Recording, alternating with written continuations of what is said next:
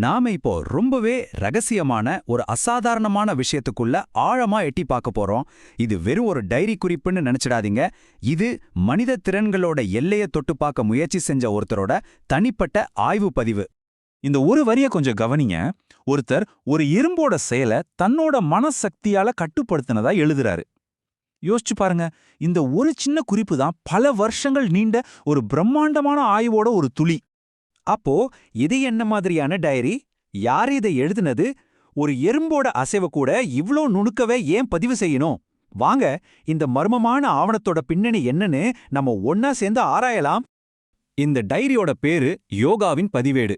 இதை எழுதினவர் ஸ்ரீ அரவிந்தர். ஆனா இது பளபளன்னு பாலிஷ் பண்ணி வச்ச ஒரு தத்துவ புத்தகம்லாம் கிடையாது. இது ரொம்பவே தனிப்பட்ட, எந்த விதமான திருத்தமும் செய்யப்படாத ஒரு விஞ்ஞானியோட லேப் நோட்புக் மாதிரி.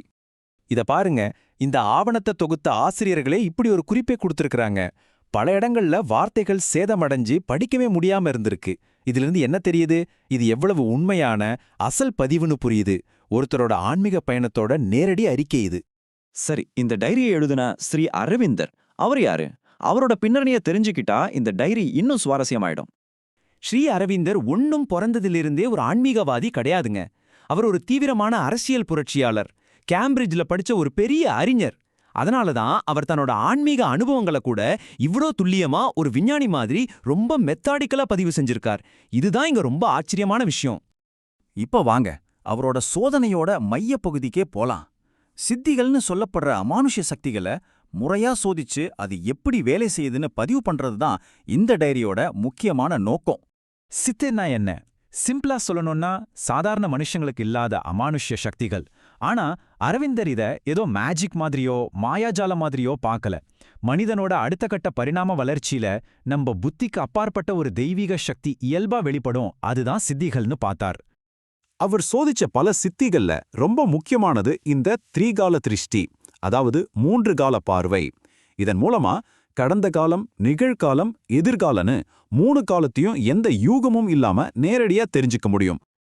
இதுக்கு ஒரு நேரடியான உதாரணம் அவரோட டைரியிலேயே இருக்கு. தன்னோட கை கடிகாரத்தை பார்க்காமலேயே மனசால நேரம் 2:43ன்னு உணர்றாரு.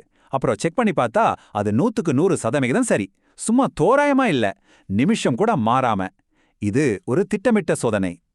ரெண்டாவதா ஒரு சக்தி ஐஸ்வர்யம். அதாவது நாம ஒரு இடத்துல உட்கார்ந்துட்டு நம்ம மனசோட சக்தியை மட்டுமே வச்சு ஒரு பொருள் மேலேயோ இல்ல ஒரு நிகழ்வு மேலேயோ நம்ம விருப்பத்தை செலுத்தி அதை நடக்க வைக்கிறது. இங்க பாருங்க, இந்த சக்திய அவர் உடல் நலத்தை சரி பண்ண கூட பயன்படுத்திருக்காருன்னு பதிவு செஞ்சிருக்கார். தன்னோட மனோசக்தியை பயன்படுத்தி உடல் நலத்தை மீட்டெடுத்ததா குறிப்பிடுறார்.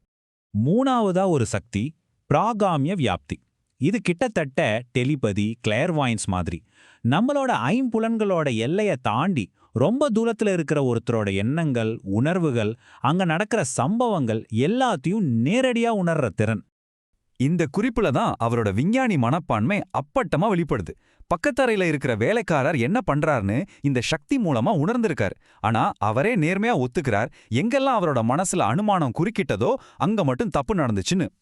சரி, இந்த பயண பூராவும் வெற்றி மேல வெற்றிதானா? சித்திகள் எல்லாம் ரொம்ப சுலபமா கிடைச்சிருச்சா? நிச்சயமா இல்ல. இந்த டைரி வெற்றிகளைப் போலவே தோல்விகளையும் போராட்டங்களையும் ரொம்ப நேர்மையா பதிவு செஞ்ச ஒரு ஆவணம். ஒவ்வொரு வெற்றிக்கும், அதாவது சித்திக்கும் ஒரு எதிர் சக்தி இருந்திருக்கு. அதுக்கு அவர் வச்ச பேரு அசித்தி. சித்திங்கிறது தெய்வீக சக்தியோட செயல்னா, அசித்திங்கிறது அதை தடுக்கிற ஒரு தடை. இது வெறும் தோல்வி இல்ல, ரொம்ப தீவிரமான ஒரு உள்மன போராட்டம். இதெல்லாம் அவரோட டைரியில இருந்து சில வரிகள்.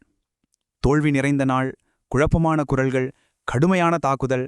இந்த வார்த்தைகளை கேட்கும்போதே அவர் எவ்வளோ பெரிய போராட்டத்தை எதிர்கொண்டாருன்னு நமக்கு புரியுது. இது ஒரு நேர்கோட்டு பயணம் இல்ல, ஏற்றமும் இறக்கமும் நிறைஞ்ச ஒரு பயணம். அவரோட குறிப்புகள்ல இருந்து எடுத்த இந்த மர்மமான வரைபடத்தை பாருங்க. வார்த்தைகளால விவரிக்க முடியாத எத்தனையோ விஷயங்களை இது உணர்த்துது. ஒருவேளை அவர் தன்னோட உள்மனசுல பயணிச்ச பாதைகள், சந்திச்ச சக்திகள், உணர்ந்த நிலைகளோட ஒரு மேப்பா அது இருக்கலாம். சரி, இவ்ளோ கஷ்டப்பட்டு பல வருஷமா செஞ்ச இந்த சோதனையோட உண்மையான நோக்கம் தான் என்ன? வெறும் சித்திகளை அடையிறது மட்டும்தானா? ஒரு முக்கியமான கேள்வி நமக்குள்ள எழும்புது. இந்த அமானுஷ்ய சக்திகளை அடையறதுக்காகவா இத்தனை முயற்சிகள்? இதுதான் அவரோட இறுதி இலக்கா? இதுக்கு பதிலு அரவிந்தரே ரொம்ப தெளிவா சொல்லிட்டார். இந்த சித்திகள் இலக்கு கிடையாது. அவை ஒரு பெரிய பயணத்துல தானா மலர்ற பூக்கள் மட்டும்தான். அவற்றை ஒருபோதும் இலக்கா நினைச்சு தேடக்கூடாதுன்னு சொல்றார். அப்போ உண்மையான நோக்கம் தனிப்பட்ட சூப்பர் பவர்ஸ் வாங்கறது இல்ல. அதுக்கும் மேல மனுஷனா என்னங்கிற அர்த்தத்தையே மாத்தி மனித இயல்ப ஒரு தெய்வீக நிலைக்கு முழுசா மாத்துறது தான் அவரோட யோகாவோட இறுதி இலக்கு. ஆக மொத்தத்துல இந்த யோகாவின் பதிவேடு ஒரு சாதாரண டைரி இல்ல. இது மனசோட ஆழம், மனிதனோட எல்லையற்ற திறன்களை பத்தின ஆய்வுல ஒரு ரொம்ப முக்கியமான தனித்துவமான ஆவணம். மனித சாத்தியங்களோட எல்லைகளுக்கே போயிட்டு வந்த ஒருத்தரோட கள அறிக்கை இது. இப்போ இந்த கேள்வி உங்ககிட்ட தான். இந்த ஆவணம் அமானுஷ்ய சக்திகளை தேடின ஒரு ஆய்வாளரோட பயணக் குறிப்பா, இல்ல நம்ம ஒவ்வொருத்தருக்குள்ளேயும் இருக்கிற மனசோட ஆழமான உலகங்களையும் அதோட எல்லையற்ற திறன்களையும் காட்டுற ஒரு வரைபடமா? யோசிச்சு பாருங்க.